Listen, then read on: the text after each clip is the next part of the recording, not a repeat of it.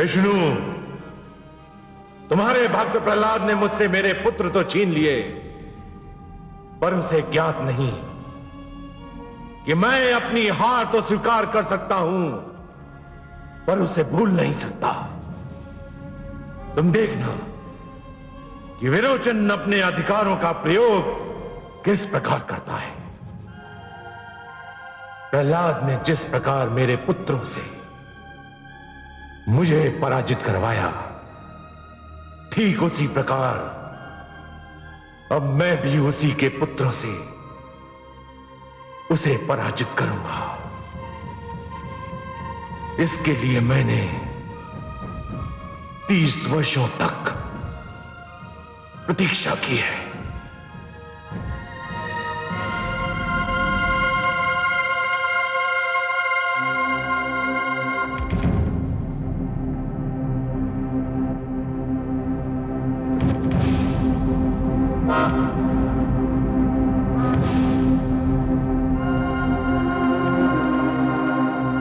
राजकुमार विरोचन सभागार में पधार रहे हैं।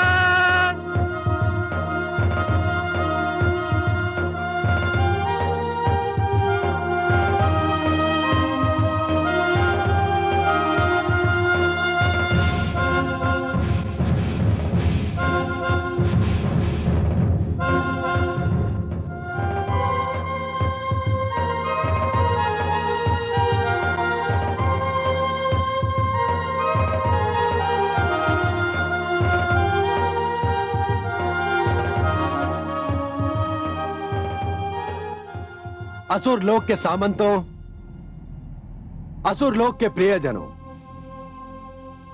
जब सूर्य नहीं रहता तो प्रकृति आकाश में चंद्रमा को सजा देती है। प्रकृति ने यह नियम इसलिए बनाया है ताकि सृष्टि में सदा उजाला रहे। कुछ ऐसी ही दशा राज्य की भी होती है। राज्य में सदैव न्याय और सुव्यवस्था का उजाला बना रहना चाहिए। यदि किसी कारणवश राज्य में राजा न हो तो भी न्याय और प्रशासन में विघ्न नहीं पड़ना चाहिए। युवराज नियुक्त करने का नियम इसी उद्देश्य से बनाया गया है। और आज वो शुभ अवसर आ ही गया है जब मैं अपने सिंहासन को एक उत्तराधिकारी और अपनी प्रजा को एक युवराज दूं। पुत्र पिता की छवि होता है, युवराज राजा की परछाई होता है। मैं आज आप सबके समक्ष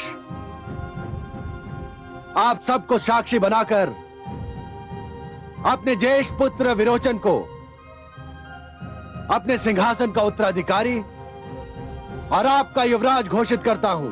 युवराज विरोचन की जय! युवराज विरोचन की जय! युवराज विरोचन की जय! युवराज विरोचन की जय! युवराज विरोचन की जय!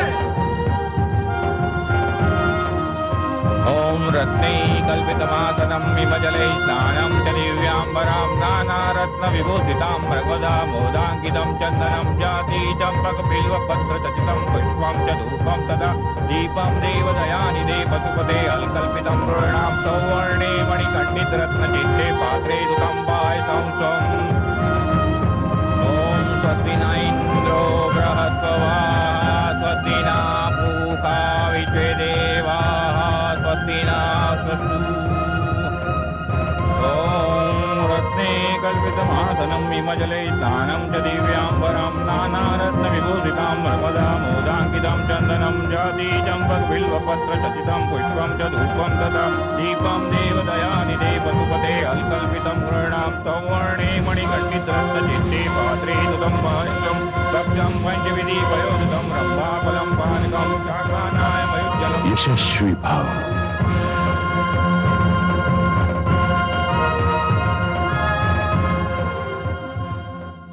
तेजस्वी भव।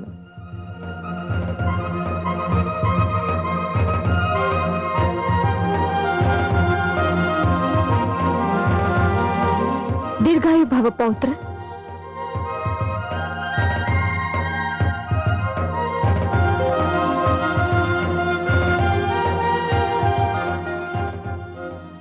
मुझे अपने पदचिन्हों पर चलने का आशीर्वाद दीजिए महाराज। मेरा आशीर्वाद सदा तुम्हारे साथ है पुत्र, परंतु अधिक आवश्यक यह है कि तुम प्रजा का भी आशीर्वाद प्राप्त करो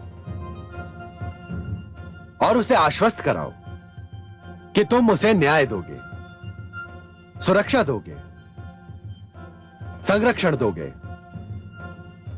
तुम सदैव उसके सुख, समृद्धि और कल्याण की सोचोगे।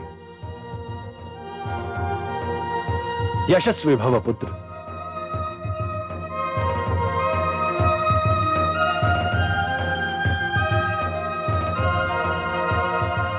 असुर लोक के प्रियजनों, मैं वचन देता हूं, मैं असुर लोक की महानता और कीर्ति बनाए रखने के लिए सदैव अपने उन अधिकारों का प्रयोग करूंगा जो मुझे युवराज होने के नाते दिए गए हैं। मैं इस राज्य की शक्ति में समृद्धि, वृद्धि और ख्याति के लिए सदैव तन मन से तत्पर रहूंगा। युवराज विरोचन की जय! युवराज विरोचन की जय! युवराज विरोचन की जय! युवराज विरोचन की जय! युवराज विरोचन की जय!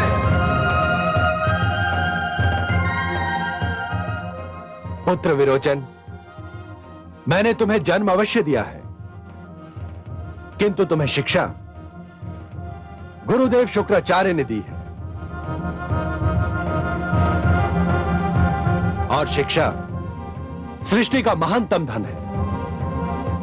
तुम मेरा अंश अवश्य हो, पर ज्ञान का जो अंश तुम्हें मिला है वो गुरुदेव शुक्राचार्य से मिला है।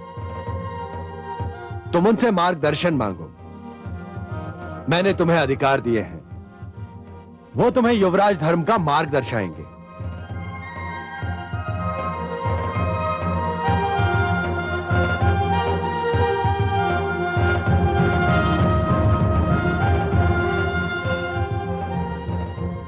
हे महान गुरु, हे विद्या मूर्ति, हे ज्ञान और नीति के महानतम ज्ञाता, मेरा मार्गदर्शन कीजिए और मुझे बताइए कि मैं अपने युवराज जीवन का शुभारंभ किस प्रकार करूं। प्रिय शिष्य, तुम आखेट से अपने इस नए पद का शुभारंभ करो। आखेट से? हे गुरुदेव, इस महान पद का आरंभ एक ऐसी क्रिया से क्यों हो जिसका विशेष और प्रमुख अंग है हत्या? महाराज, आखेट राजाओं के गौरव का प्रमुख कारण है। आखेट राजाओं के अधिकार का मुख्य प्रतीक है। लक्ष्य साधना, शत्रु को घेरना, शत्रु को भयभीत करना आखेट के अंग है। आखेट युद्ध का अभ्यास होता है। युद्ध का एक छोटा सा रूप है। होता है गुरुदेव, अवश्य होता है, परंतु एक निर्दोष और असहाय पशु की हत्या भी आखेट का मुख्य अंग होता है। तो क्या हुआ महाराज? जीवा जीवस्य भोजनम, जीवी जीव का भोजन होता है। पशु भी तो एक दूसरे की हत्या करते हैं। जब उनमें दोष नहीं तो आखेट में क्या दोष है?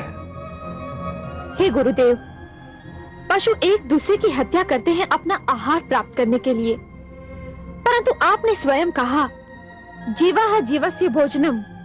प्रकृति ने एक पशु को दूसरे पशु का आहार बनाया है, परंतु आहार के लिए पशु की हत्या करना और अपने मन बहलावे के लिए पशु की हत्या करने में अंतर है। नहीं राजमाता, नहीं। राजा यदि न्याय देता है तो दंड भी देता है। उचित समय पर विनम्रता का प्रदर्शन करता है तो उचित समय पर कठोरता का प्रमाण भी देता है।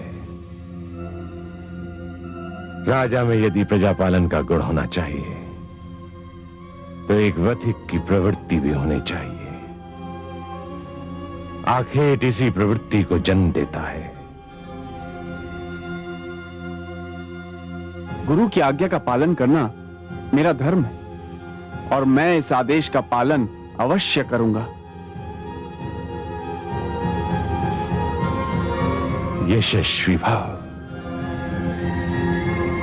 हे कमल नयन, दैत्य गुरु शुक्राचार्य ये कैसी शिक्षा दे रहे हैं? वो मेरे पौत्र को हत्या और हिंसा का मार्ग दिखा रहे हैं। महादेवी, हिंसा की प्रवृत्ति तो प्राणियों के जीवन प्रणाली में बसी हुई है। मानव समाज जब तक हिंसा से घृणा करने का गुण उत्पन्न नहीं करता, तब तक वो किसी न किसी रूप में हिंसा का प्रयोग करता रहेगा। कभी राज्य के नाम पर, कभी युद्ध के नाम पर, कभी अधिकार के नाम पर और यदि कुछ भी नहीं तो आखेट के नाम पर। महादेवी, जिस दिन मानवीय मन से स्वार्थ नाम का रोग निकल जाएगा ना, उस दिन हिंसा भी समाप्त हो जाएगी और फिर शुक्राचार्य जैसे गुरुओं की आवश्यकता भी समाप्त हो जाएगी। तो क्या पौत्र विरोचन पुत्र प्रहलाद के पद चिन्हों पर नहीं चल पाएगा? महादेवी, जिस प्रकार पहले अंकुर जन्म लेता है, फिर वही अंकुर पौधा बन जाता है, पौधा वृक्ष में परिवर्तित होता है और तब जाकर वृक्ष में फल आते हैं, उसी प्रकार सबसे पहले मन में सुंदर विचारों का जन्म होता है, फिर वही सुंदर विचार मन में भक्ति को जन्म देते हैं और तब जाकर भक्ति जीवन के सुंदर नियम उत्पन्न करती है। महादेवी, प्रहलाद ने जिस भक्ति की प्रवृत्ति को जन्म दिया है, उसे जीवन का नियम बनने में अभी देर है। आसुरी प्रवृत्तियां इतनी सरलता से पीछा नहीं छोड़ेंगी, उन्हें दूर करने में कई पीढ़ियां बीत जाएंगी। महादेवी, असुर राजवंश में हिरण्यकशिपु के अहंकार और प्रहलाद की भक्ति के बीच एक मौन युद्ध चल रहा है। अब देखना यह है कि जीत किसकी होती है, हिरण्यकशिपु के अहंकार की या प्रहलाद की भक्ति की।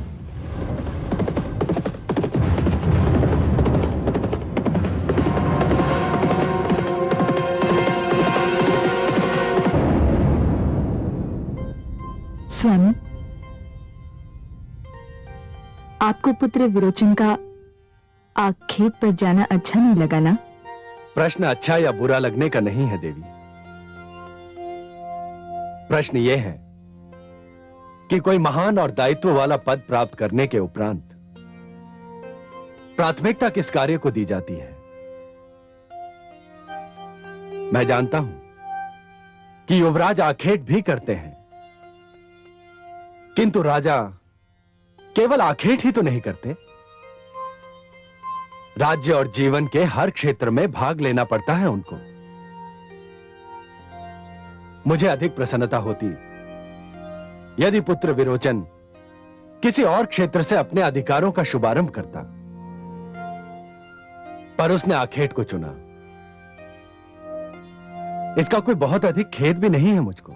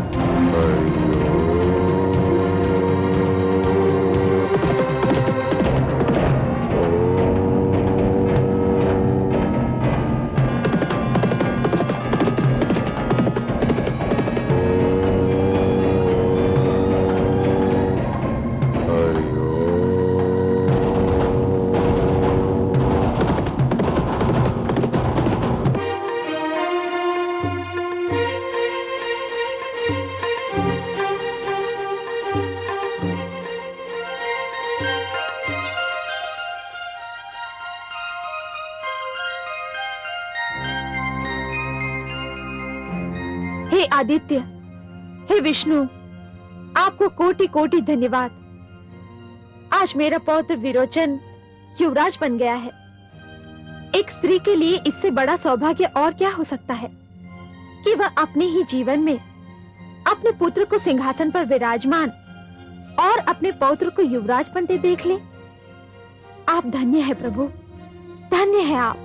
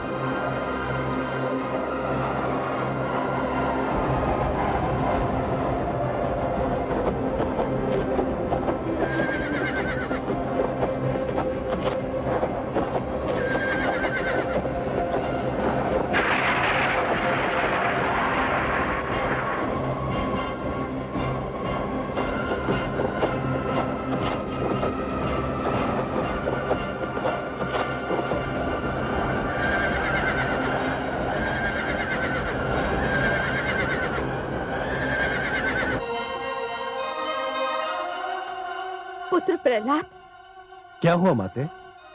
आप बहुत घबराई हुई माताश्री, सब कुशल तो है ना?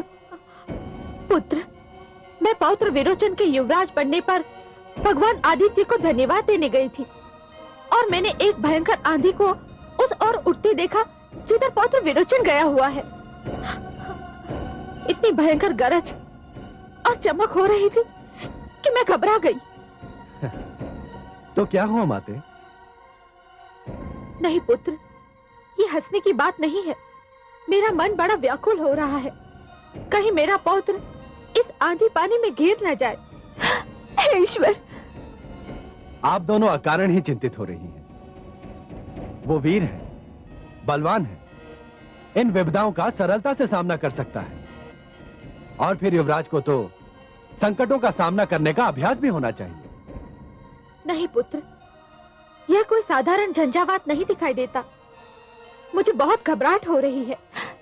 स्वामी, मेरा पुत्र किसी विपदा में न पड़ जाए। हाँ पुत्र, वह अकेला गया है। तुम उसकी सुरक्षा के लिए और सहायता के लिए कुछ सैनिकों को भेज दो। नहीं माते, यह उचित ना होगा। क्यों उचित न होगा? राज्य के साधनों का राजभवन के लोगों और राजकुमारों की सुरक्षा के लिए उपयोग करना अच्छी नीति नहीं है। यह विचित्र तर्क है तुम्हारा। तनिक धीरज धरकर सोचिए तो इस तर्क में कोई विचित्रता नहीं। यदि ऐसा किया गया तो सभी सामंतगण राज्य के सुरक्षा साधनों का प्रयोग अपनी सुरक्षा के लिए करना आरंभ कर देंगे। धीरे धीरे अपने चारों ओर सशस्त्र सुरक्षा रखना गौरव और सम्मान का प्रतीक बन जाएगा। इससे एक तो राज्य के राजकोष पर बोझ पड़ेगा और दूसरा राज्य और सामान्य नागरिकों की सुरक्षा की ओर से ध्यान हट जाएगा। सुरक्षा में घिरे हुए राज कर्मचारी प्रजा से दूर होते जाएंगे। परंतु स्वामी, इसका ये अर्थ तो नहीं कि राज परिवार को असुरक्षित छोड़ दिया जाए। राजा और शासक को अपनी सुरक्षा से अधिक प्रजा की सुरक्षा पर ध्यान देना चाहिए महारानी। परंतु विरोचन केवल युवराज ही तो नहीं, हमारा पौत्र भी तो है। अवश्य है। पुत्र का संरक्षक पिता होता है। मैं एक राजा के रूप में नहीं, एक पिता के रूप में भी उसकी रक्षा करना चाहता हूं। जब से आपने आंधी की बात कही, मैं स्वयं अपने पुत्र के लिए चिंतित हूं। मैं स्वयं उसकी सहायता करूंगा, परंतु इस कार्य के लिए राजा के अधिकारों का प्रयोग नहीं करूंगा। आप चिंतित ना हो महारानी, मैं स्वयं जा रहा हूं।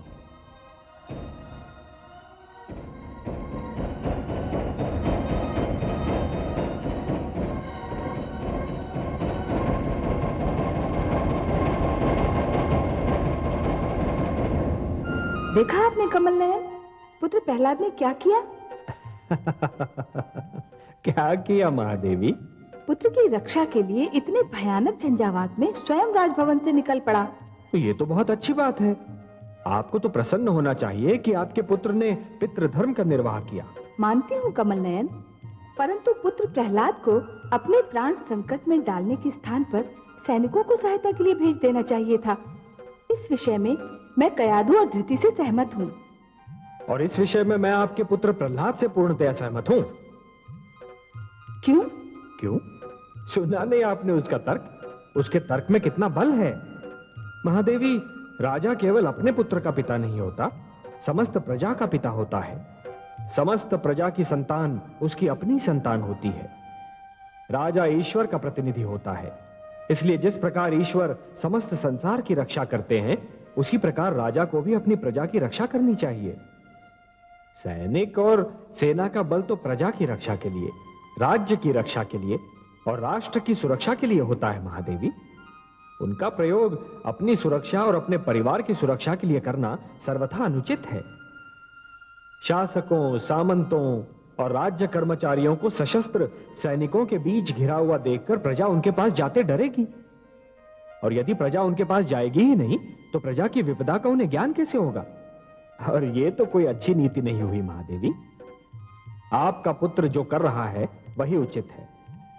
मुझे भी अब अपने पुत्र के तर्क के बल का आभास हो रहा है। वास्तव में राजा बनने के उपरांत भी उसकी विनम्रता में कोई कमी नहीं आई, पर उसे संकट में घिरता पाकर मेरी चिंताएं भी स्वाभाविक हैं। हाँ महादेवी, जानता हूं कि आप नारी हैं, एक माता हैं, और इसीलिए अपने पुत्रों के लिए चिंता करना स्वाभाविक है, परंतु यही तो आपकी महानता का प्रमाण भी है।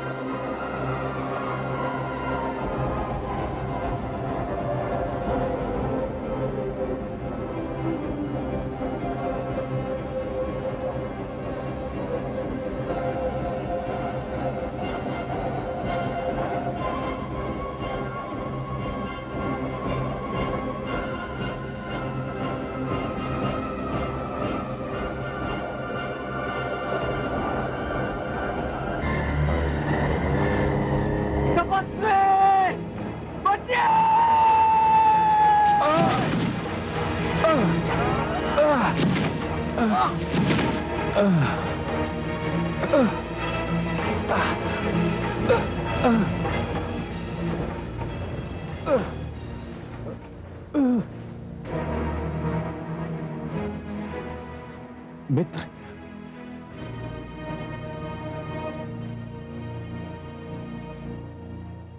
आप कौन हैं और इस घने वन में क्या कर रहे हैं? मैं ऋषि अंगिरा का पुत्र सुधन्वा हूं। पिताश्री का आदेश था कि मैं एकांत में जाकर तपस्या करूं। इसी उद्देश्य से मैं आज ही वन में आया था। परंतु आप कौन हैं? मैं असुर सम्राट प्रहलाद का पुत्र युवराज विरोचन हूं। आपकी वेशभूषा को देखकर मेरा यही अनुमान था, परंतु युवराज, आप और इस वन में? आखेट मैं भी अपने गुरु शुक्राचार्य के आदेश पर अपने युवराज पद का आरंभ आखेट से करना चाहता था, किंतु यहां पर आते ही भयंकर वर्षा ने घेर लिया। अरे, आप तो मुझे बचाते हुए घायल हो गए। घायल तो आप भी हो गए मित्र। कैसा संयोग है, हम दोनों एक ही समय एक ही कारण से घायल हो गए। हमें यहां से निकलने का प्रयत्न करना चाहिए। हाँ, इस वन में रहने से संकट और भी बढ़ सकता है। हमें शीघ्र ही निकलना चाहिए।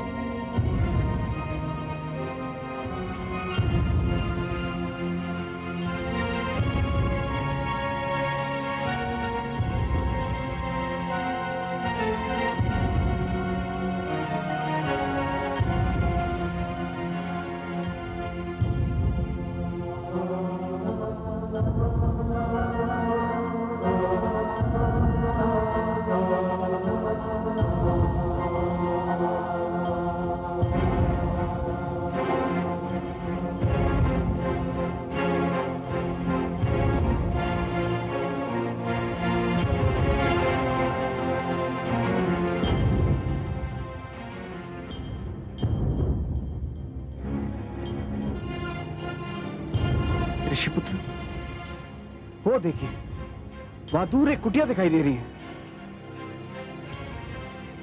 इस वन के पास कुटिया होने का अर्थ यही लगता है कि किसी ऋषि की कुटिया है।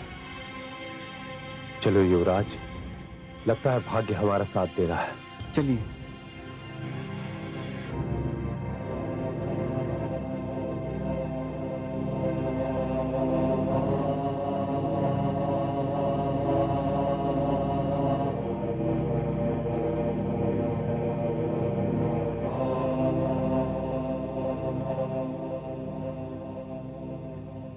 कोई है?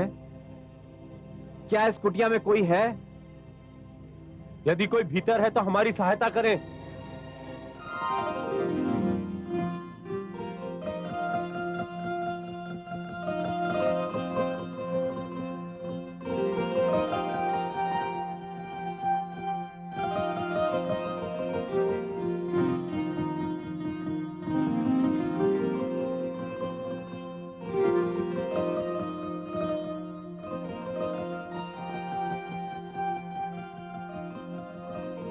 अरे, आप दोनों तो बहुत घायल हैं। शीघ्र भीतर आइए, आपके घावों पर लेप लगाने की आवश्यकता है।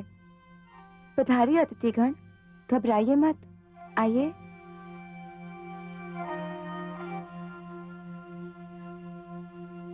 आप दोनों को अब कोई कष्ट नहीं होगा। मैं आपके घावों पर लगाने के लिए लेप ले आती हूँ।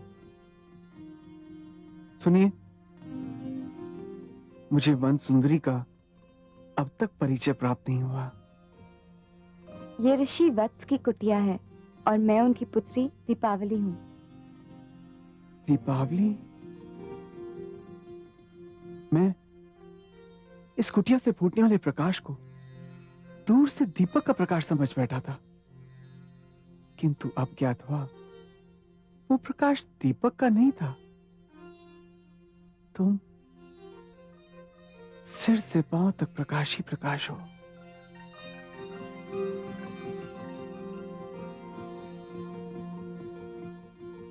जिसने भी तुम्हारा नाम दीपावली रखा है, बहुत सोच समझ के रखा है।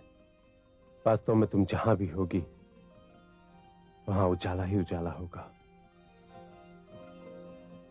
मुझे आप दोनों के घाव और पीड़ा की चिंता है और आप दोनों कविता कर रहे हैं। ठहरिए, मैं आपके लिए लेप ले आती हूँ।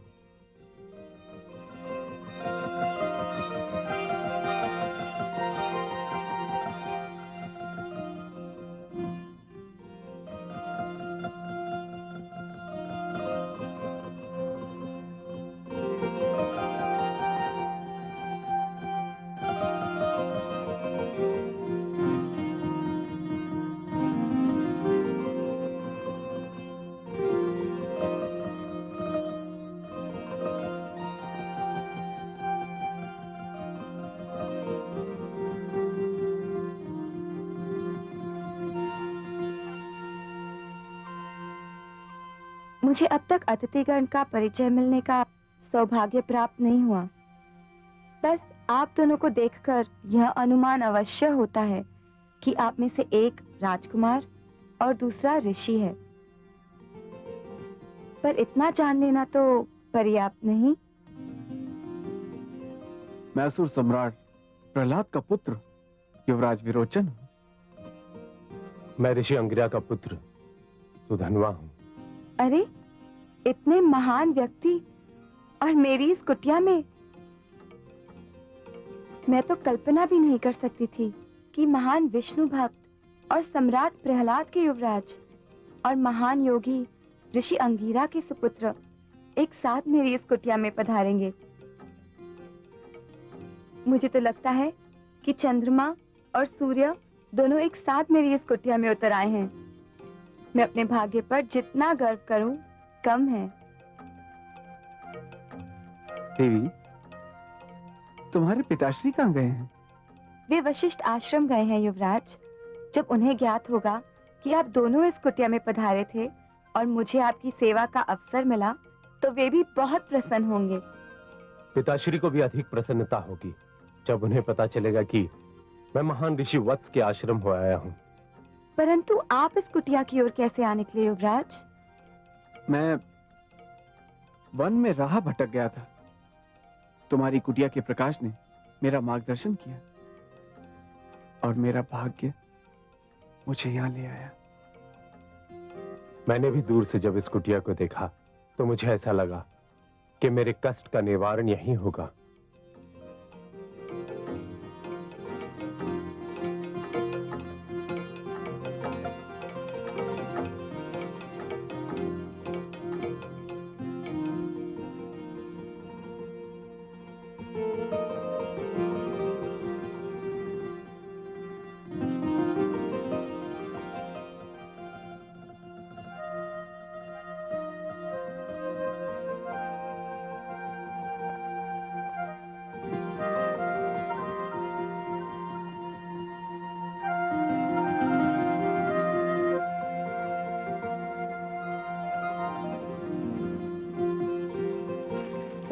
भद्रं कर्णैर्विष्णुयाम देवः भद्रं पश्येमाक्षभिर्यजत्राः स्थिरैरङ्गैस्तुष्ट्वाग्रं तत्तनूभिर्व्यसेमहि देवहितं यदायुः ॐ हरिमणं देवं कन्या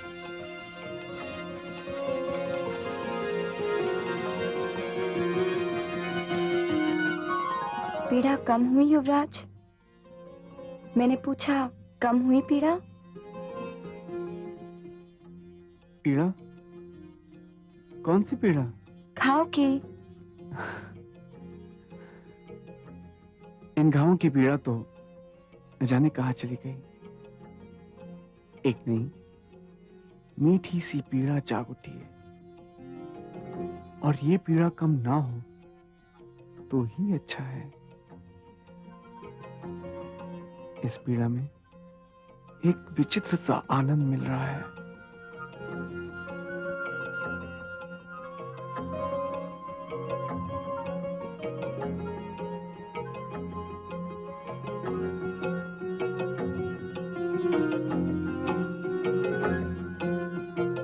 लाइए, आपके घाव पर भी लेप लगा दूं।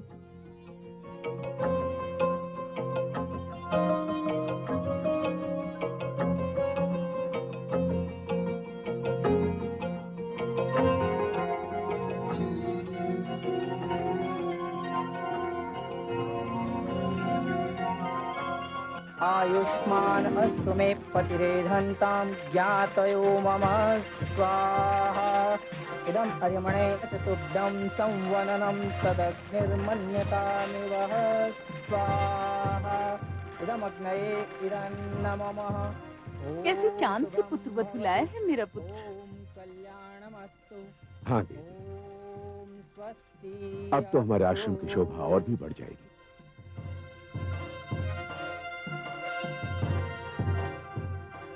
अब कैसा लग रहा है ऋषिपुत्र?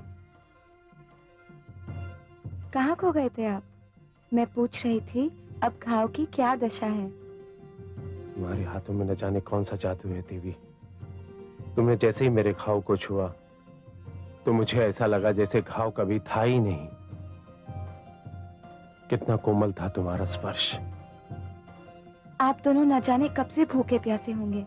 मैं आपके लिए भोजन लाती हूँ।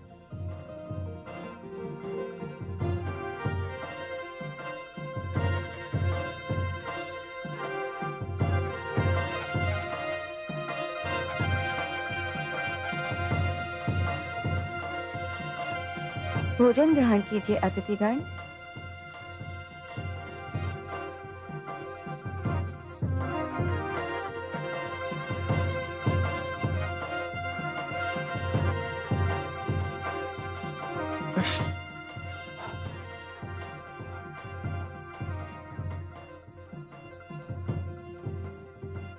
अरे, आपकी उंगलियों में तो घाव है। लाइए, स्वयं मैं खिलाती हूँ।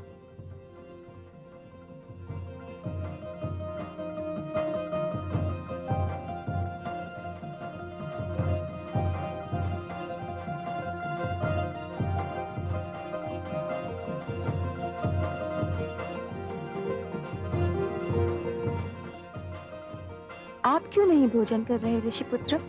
आपकी उंगलियों पर तो घाव नहीं। यही तो मैं भी सोच रहा हूं क्या? कि मेरी उंगलियां क्यों घायल नहीं है।